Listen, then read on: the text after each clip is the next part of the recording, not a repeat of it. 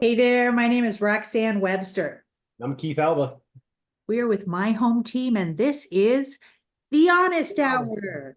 Hey, that's our video blog, I guess we're going to call this, right? That we put out, and no spin sort of a thing. Our opinions on the real estate market and real estate adjacent sort of a pieces that are touching the real estate market, and get to hear from two agents that have, we just determined what, close to 50 years of experience. 50 years of experience, and we look so well preserved. Yeah, right. Still got the waddle, but still, that seems like a one-way trip.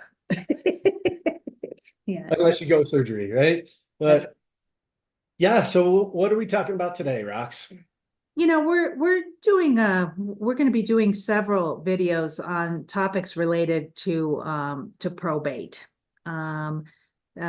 This is the process we're seeing demographically. I hate to say it, but it's the truth. We're seeing a lot of the largest generation, baby boomers, are now starting to die, right?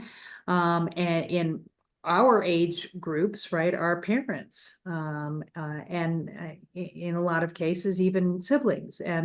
And this is leading to an instance where we're certainly seeing it in our business that a larger and larger portion of our business is probate related, right? Yeah. So, We saw it coming and decided that this, was important.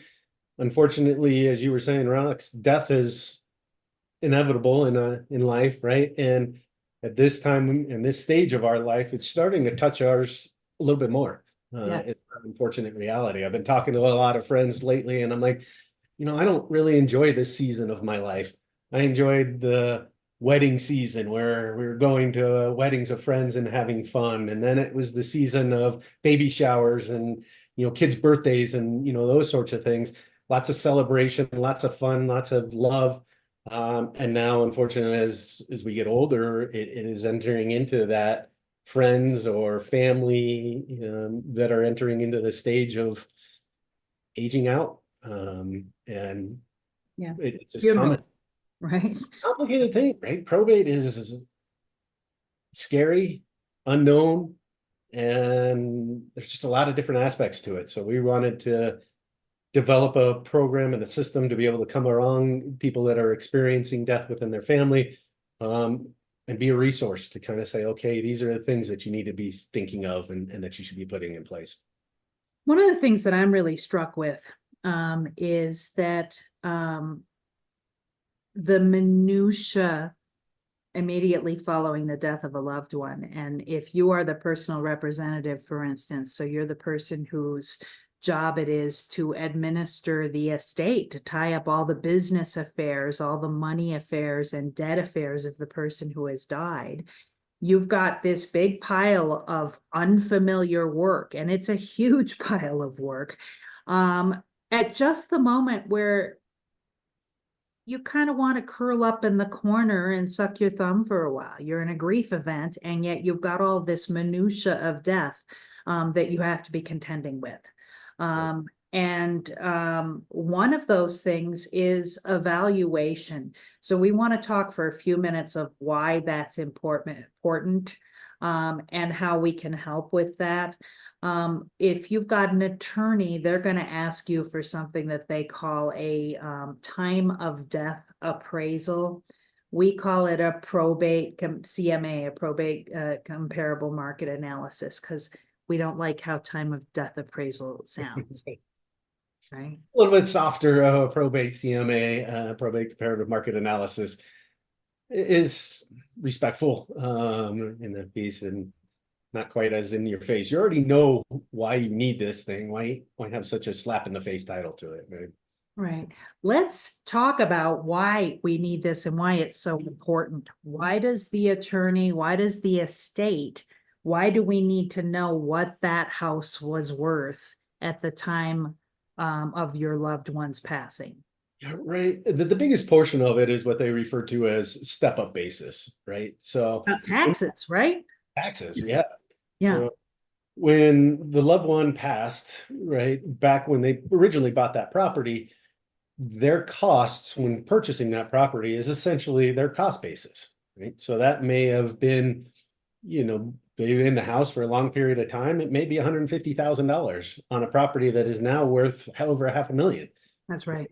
Had they sold the property prior to passing, the difference between the 150 and the 500,000, you take your capital gains exemptions out of that, but essentially that whole, $350,000 could be potentially taxable, that's there. But now with the step up basis, what happens is if that property at the time of death, you get a new appraisal, and that becomes the new cost basis for the So estate. rather than that 350,000 being the taxable income, it might be 20,000 or 30,000 that could be taxed, if that. Right. But you need to know as of the date of passing what the property was worth. And sometimes we see a lot of time where there's months that go by, maybe even a year or so before probate's even opened, right? And if that happened in 21, right, there was massive appreciation that would have occurred throughout that year before probate was even opened. But the step up basis needs to go back to the date of pass. And so we have the ability to go through our systems to pull comparables as of that date and provide a market analysis that says, in our opinion, this is what the house would have sold for on the date of passing. And now all of a sudden it's just that appreciation that becomes the taxable event versus the difference, the total difference. That's right. This is really important. And if you've got a probate attorney, they're usually going to have an appraiser who can do that for them, right? But there's a few things that we found. Typically, those appraisals that they do are what are called a desk appraisal, where they just pull up data and they do a fairly educated, a quite educated guesstimate of what that thing was worth at the time of death. We take it more seriously than that because this is what we do. We're the realtor part of the world, right? We'll actually go out and take a look at that property, see its actual condition. We'll drive by the comparable sales that are being used so that we can give you a much more accurate idea of what that value was at time of death. And that in and of itself, since we're talking about taxable income here, we take that very seriously and we won't charge you anything for doing it. Then you got it in the file, whether you're opening the probate now or you're opening it a year from now, or you're planning to keep and live in the property. There's always going to be a tax consequence at some point, and that consequence is always going to be better if you had an accurate valuation at the time of the person's passing. Yeah, absolutely. I mean, there's so much information that you get by visiting the property, checking it out, looking for the views. How is the lot situated? How close are we to busy streets? All of that sort of a thing affects a buyer's willingness and what they'd be willing to pay for a certain property. You don't get that from a desk, right? You can't get that type of information. So that's why we feel it's important to get boots on the ground, go visit the properties, visit the comparables like Roxane was saying, so that you can get an accurate adjustment rather than just looking at the numbers. The numbers will be good. They'll be okay, right? They're going to get close to a value and they're going to be in that range, but they could massively undervalue that property because there's certain aspects of it that add value that they're not seeing from their desk that's there. And the other thing is they don't do those for free. That's right. So it's going to be another charge to the estate. As a personal representative, you're charged, or you have fiduciary duties to that estate, right? And so if there's an option where you can get something that may be a little bit more accurate, a little bit more what are buyers willing to pay for a property like that now versus just analysis of the data, you're going to get a more accurate number, in our opinion, and that's going to save you potentially thousands of dollars in taxes. That's right. That's right. So, you, friends, family, anybody needs one of these. We call them a probate CMA. Your attorney may call it, will call it a time of death appraisal. We can save you a little bit of money and give you a better product, I think, than you might otherwise get. So let us know. Like always, you can subscribe to our channel, and then you can be one of the tens of, the bell for notification, ding. Join our ranks of tens of tens. Yeah. We can increase our subscriber count by 10% by just hitting that subscribe button. That's right. Thank you. No, in all seriousness, we really, death has touched both Rox and I. We're fun loving, we joke a lot, but we understand that this is a serious matter.